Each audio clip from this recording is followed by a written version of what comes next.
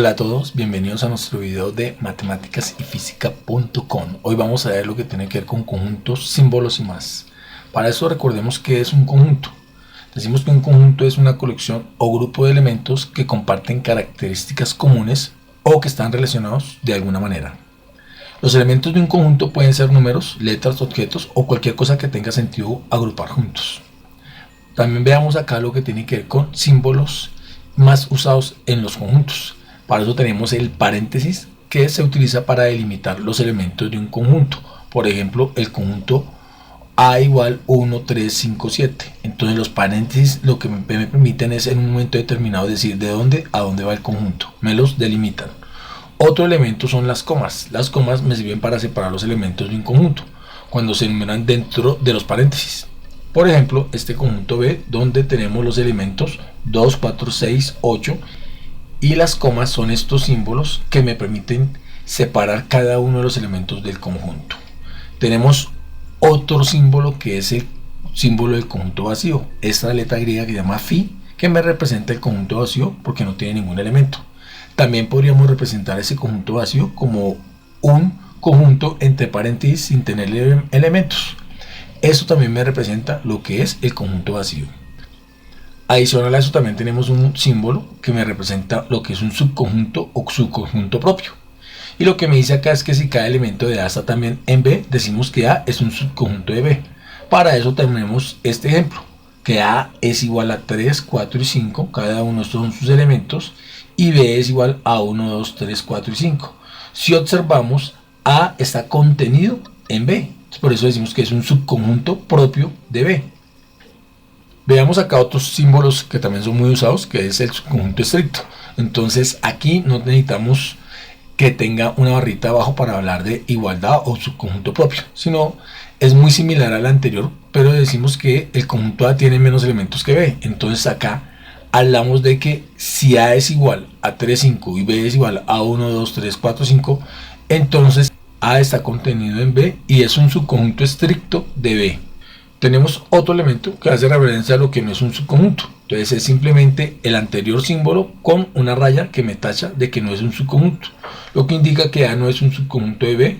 Por ejemplo, si tenemos que A tiene elementos 1 y 6 y B es igual a 1, 2, 3, 4, entonces no podríamos decir que A no está contenido en B, ¿cierto? No es subconjunto estricto ni subconjunto propio de B. Tenemos otro que es el superconjunto y hace referencia a este símbolo pero invertido, y podemos decir que si A tiene los mismos elementos que B o más, decimos que A es un superconjunto de B. Por ejemplo, si A es igual a 1, 2, 3 y B es igual a 1, 2, 3, entonces podemos decir que A es un superconjunto de B o es igual a B. También tenemos lo que es un subconjunto propio, que es similar al anterior superconjunto, pero aquí A tiene más elementos que B. Entonces decimos que si A es igual a 1, 2, 3, 4 y B es igual a 1, 2, 3, entonces decimos que A es superconjunto propio de B. Adicional a esto tenemos otro símbolo que hace referencia a que no es un superconjunto.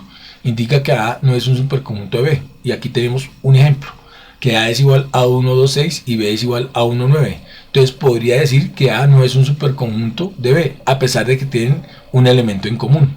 Pero no podemos hablar de que A sea un superconjunto de B. Tenemos acá un nuevo símbolo que está relacionado con las operaciones entre conjuntos, en este caso la unión, y decimos que A unido B es el conjunto que contiene todos los elementos que están en al menos uno de los conjuntos de A o B. Entonces tenemos acá un ejemplo donde podemos decir que A unión B son cada uno de estos elementos que pertenecen a A o pertenecen a B. Esa es la representación de lo que es la unión entre conjuntos.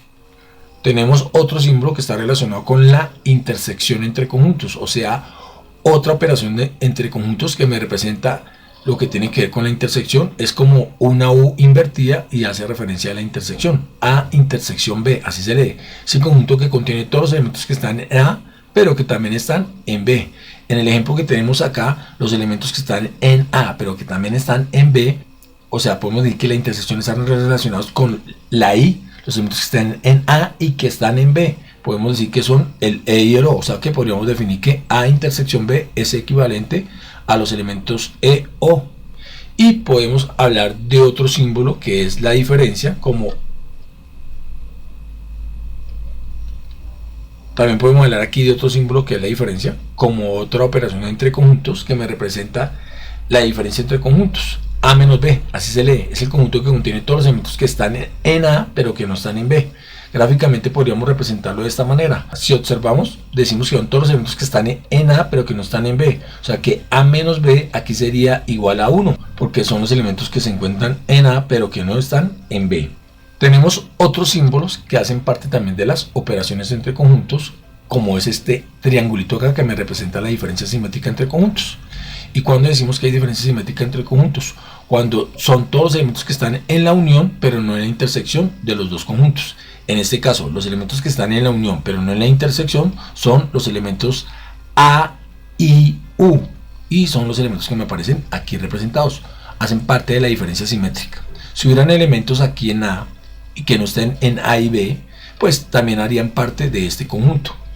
Ahora, hablamos de un símbolo más que es lo que tiene que ver con el complemento. Normalmente se representa con una C pequeña o una coma, que hace referencia a este símbolo, hace referencia a lo que es el complemento de un conjunto, que también es una operación entre conjuntos y son todos los elementos que están fuera de A, el conjunto A, o sea, los que pertenecen al universal pero que no pertenecen a A.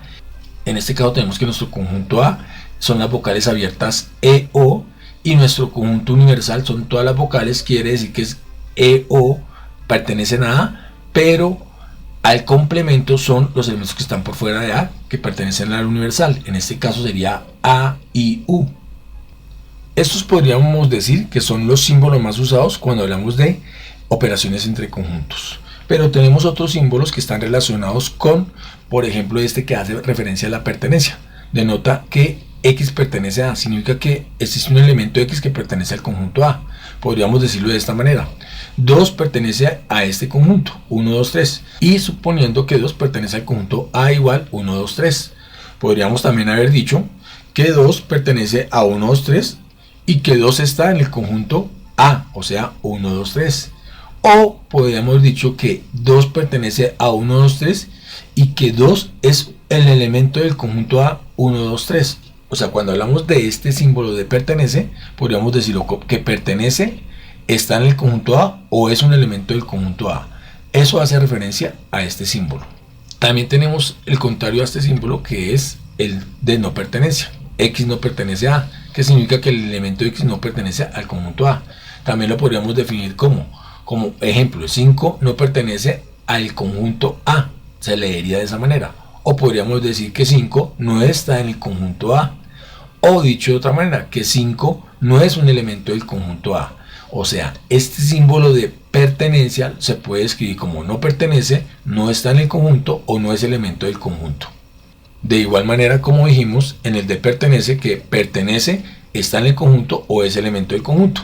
Básicamente así es que representamos estos dos signos. De igual manera podemos identificar otros símbolos que también son muy usados, como el símbolo tal que me representa esta barrita. Se escribe como, por ejemplo, los n tal que n mayores que 0. Y podríamos definirlo n dos puntos n mayores que 0. O también lo podemos decir tal que n es igual a 1, 2, 3, como la definición de lo que es este conjunto, todos los números mayores que 0. Podemos definir estos conjuntos de diferentes maneras. Podríamos decir A es el conjunto donde los X tales que X es un animal herbívoro. O también pude haberlo dicho como X tal para los cuales X es un animal herbívoro. Y en este caso, ¿qué vendrían a ser los X? Pues los elementos que cumplen esta condición. Por ejemplo, que sean vacas, que sean cebras, que sean caballos, que sean ñus y diferentes elementos de animales que sean herbívoros. Ya como conjunto podríamos decir entonces que A es igual al conjunto de vacas, cebras, caballos, ñus, etc. Adicional a esto, pues encontramos otros símbolos que hacen referencia a la simbología de conjuntos, que es fundamental en matemáticas y sobre todo en lógica, para describir y analizar conjuntos de elementos. Entonces existe, por ejemplo, este elemento, existe X, donde Px me representa una proposición abierta que dice que existe el símbolo E, que significa existe, o hay al menos uno, que indica que estamos buscando algún elemento del conjunto. Hacemos referencia a que existe por lo menos un elemento del conjunto que cumple esta propiedad. Entonces aquí Px hace referencia a la función que me representa la propiedad o condición que se aplican los elementos de conjuntos. Por ejemplo, yo puedo decir que x es mayor que 0, entonces podría ser eso una propiedad. Entonces, ¿cómo podría yo decirlo? Que existe al menos un elemento x en el conjunto para el cual la propiedad px es verdadera. Y esa es una forma como nosotros podemos hablar de estos símbolos relacionados con la lógica y lo que tiene que ver con los conjuntos básicamente. Bueno, en esta ocasión lo que pretendíamos en este video era identificar los diferentes símbolos que más usamos cuando estamos hablando de conjuntos. Por ahora pues espero que les haya gustado esta información y como siempre pues nos veremos en un próximo video. Muchas, pero muchas gracias.